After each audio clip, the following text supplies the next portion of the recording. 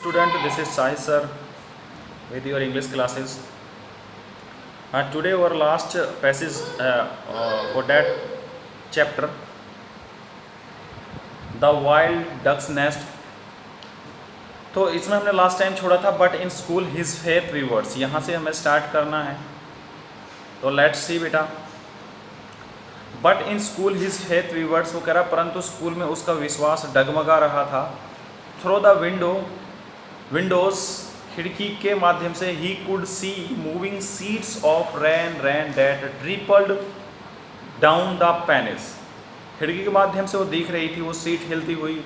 और ड्रिपल्ड का मतलब होता है बेटा बूंदें होती हैं, जो बूंदों का टपकना, बूंदें जो टपक रही थी और शीशे के ऊपर गिर रही थी. पैनिस शीशे को बोलते हैं. फीलिंग हिज माइंड, उसके दिमाग को भर रही थी. With thought of the lake, उस झील के बारे में जो उसकी विचार थे वो. क्रीज मतलब बढ़ना, बढ़ रहे थे. And chilled by the wind, और उस हवा जो कि ठंडी थी. The nest sodden and black with wetness and the edge cold as cave stone, और वो ब्लैक कलर का वो, तो उसके दिमाग में वो सोच चल रही थी उस और वो सोच रहा था कि जो अंडा है वो इतना चिल्ड हो गया होगा कि जैसे कि एक घुपे का पत्थर होता है. 5. एंड देन देखिए, he shivered from the thought, वो इस विचार से कांप रहा था. And fisted with the inkwell, fisted मतलब और चंचल हो रहा था. कवर स्लाइडिंग अ सरपट in it backwards and forwards mechanically, वो आगे पीछे हो रहा था मशीन की तरह. The mischief look had gone from his eyes, और जो वो शरारत थी वो उसके आंखों से जा चुकी थी. And the school day dredged on interminably, और उस स्कूल डे को जैसे तैसे क्रॉस कर रहा था, यानी घसीटते हुए. उसे ड्रेज का मतलब घसीटना होता है, लेकिन एक तरह से रुक कर जो किसी चीज़ को हम क्रॉस करते हैं, किसी का इंतज़ार होता है, नहीं बस जल्दी ख़त्म हो तो हम आगे पीछे डोलते रहते हैं, तो वो वाली सिचुएशन. बट एट लेस्ट, परंतु अंत में, they were out in the rain, पर वो बारिश में ही बाहर निकल लिया, भाग लिया वहाँ से. Call em rushing home as fast as he could, वो घर के लिए इतनी तेज़ ही भागा जितना पॉसिबल हो सकता था. He lost no time at all at his dinner of potatoes and salt fish. उसने अपना ज़्यादा टाइम वेस्ट नहीं किया अपने डिनर के लिए, जैसे कि पोटैटो या साल्ट, नमक युक्त मछली. And he was out in the valley, और वो घाटी की तरफ निकल लिया.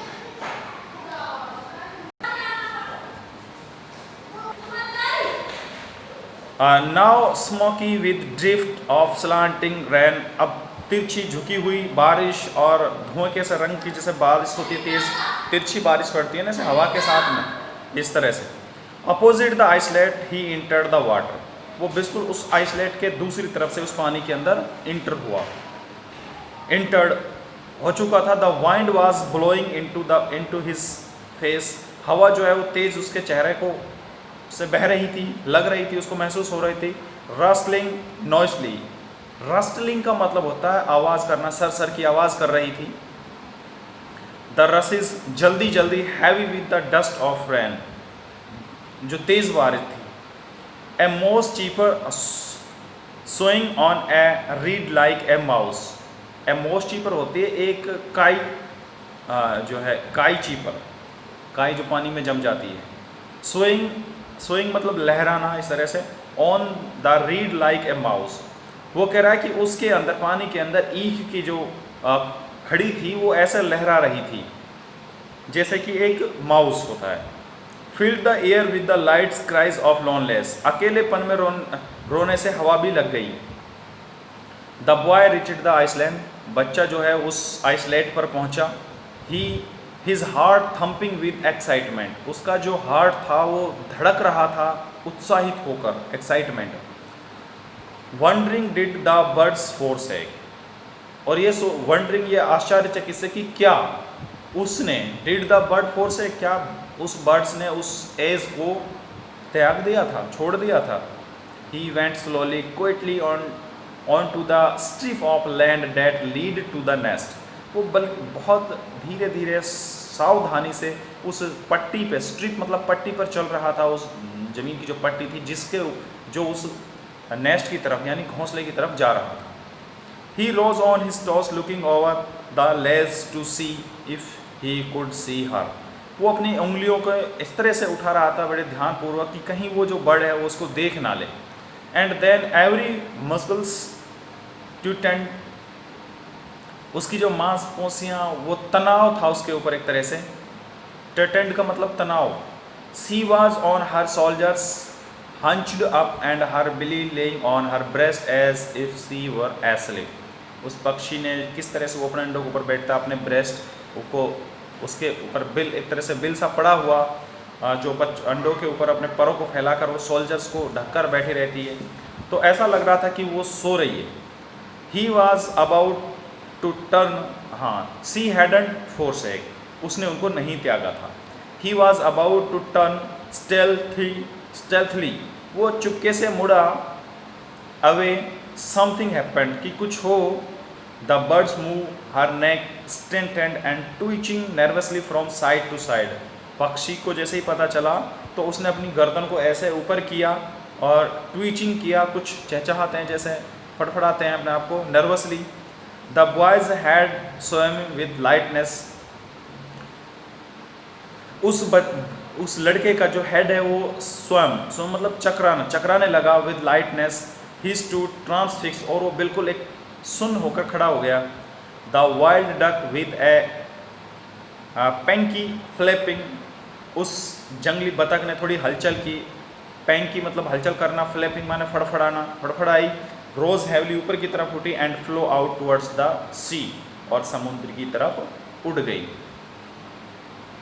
ए guilty silence envelop the voice, और एक दोषी युक्त शांति उस बच्चे के ऊपर छा गई। He turned to go away, hesitate and glance back to the bar nest. वो उस रास्ते से मुड़ा और कुछ हिचकिचाते हुए देखते हुए वापस उस नंगे घोंसले की तरफ गया। बार नेस्ट होता है, बार माने नंगा, नेस्ट घोंसला।